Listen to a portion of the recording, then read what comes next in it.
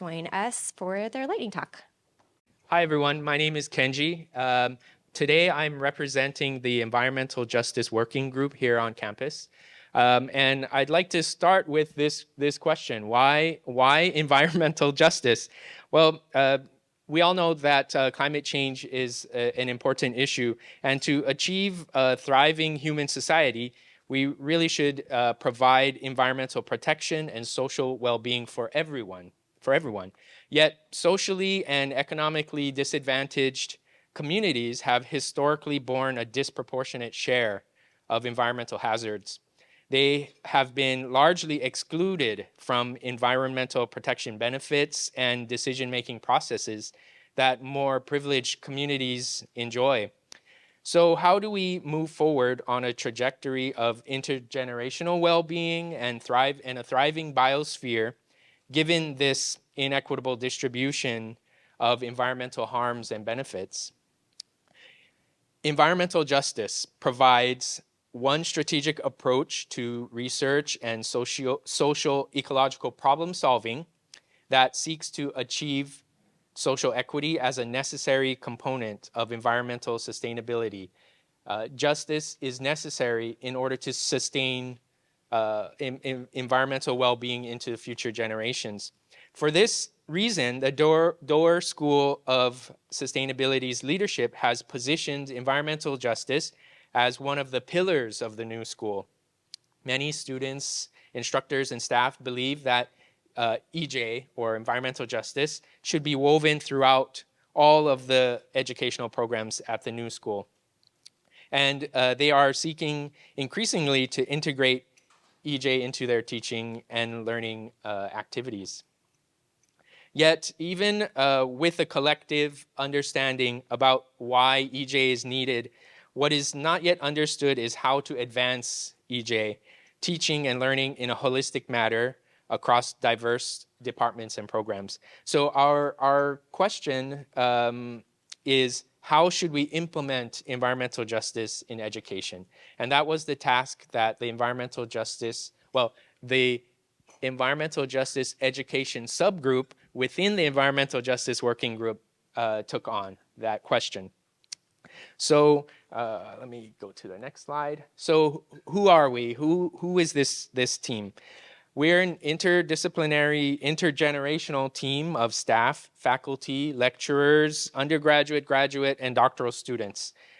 We have diverse areas of expertise, experiences, and identities. And I mentioned we are part of the Environmental Justice Working Group, and we are also participants in the Center for Teaching and Learning's Ideal Pedagogy program. This program provided the structure and some funding for our work and connected us to many resources across campus and other groups who are working on ideal projects. So, oops, let me go this one here. So as our group convened, we identified our broad goals. They were ambitious goals to change how education is done here. However, it soon became clear that there was a need to first establish and communicate a shared baseline understanding of what we mean by environmental justice pedagogy. We decided for our first project that we would write a white paper that does just that, to set that baseline and define what environmental justice pedagogy is. So in our kind of preliminary discussions and research, we found clarity about what environmental justice is, or what to teach about environmental justice. And that includes issues of environmental justice and structural racism, highlighting diverse voices, showcasing broad perspectives, and scholarship that fosters a critical consciousness. What was less clear was how to go about teaching this topic.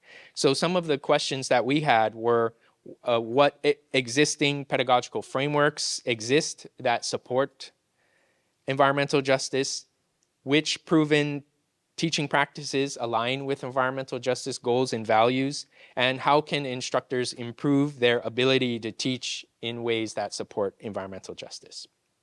So as we were working on this white paper, we're trying to bring into focus more what environmental justice pedagogy looks like. And some of the things that are included in this white paper are a rationale and argument for EJ pedagogy, analysis of relevant pedagogical frameworks such as critical community engaged learning, feminist pedagogies, indigenous and land-centered pedagogies, Afrocentric pedagogies, eco-justice, and anti-racism. Some of the key pedagogic strategies that support environmental justice that we identified include assessing positionality and privilege, centering race and indigeneity, valorizing and assessing diverse ways of knowing, dialogic, student-centered learning practices, reciprocity and gratitude. The white paper also includes example syllabi, student testimonials, and recommendations for implementation. Oops. I'll just keep it on this one. So this white paper really is just the beginning of the ongoing work of the environmental justice education subgroup and the greater environmental justice working group, and many partners and folks who are working in the School of Sustainability and across campus. But our group, I find this group remarkable in that it's rare for me to participate in an intergenerational group that includes students of all levels and staff and faculty from across so many lines and silos on our campus. And we are very ambitious and hopeful and eager to continue this work. So with that said, I will invite Sibyl Diver, who's one of our fantastic leaders, to talk a little bit more about some of the broader initiatives that our group is working on and how you can get involved. Thank you, Kenji. I want to just also, before saying anything, just acknowledge Kenji and Center for Teaching and Learning for taking this up, because Kenji has been an amazing center point for bringing and inviting existing and new people into talking about this question. How do we both teach environmental justice in the spaces where we know how to do it, and how do we invite new people in to explore how that might be an option for them in a new space. So thank you, Kenji. My name is Sibyl Diver. I am an interdisciplinary environmental scientist. I teach in the Earth Systems program, and I also co-direct the Environmental Justice Working Group with my colleague, Dr. Emily Polk. And the EJ Working Group has been around for about 5 years in its current form, and we are an intergenerational collective working to build environmental justice into our research, teaching, and community engagement here at Stanford. We also participate in a larger network, about 8 different universities that are bringing environmental justice into their work, and we do a lot of coalition building in that way too. The work that we do is something that everyone is invited to get involved with. We have a robust information sharing network through our listserv. We have project groups like the education group that anyone can get involved with. And we're governed by a coordinating council that's about 50% students and 50% faculty, this intergenerational model of doing the work together.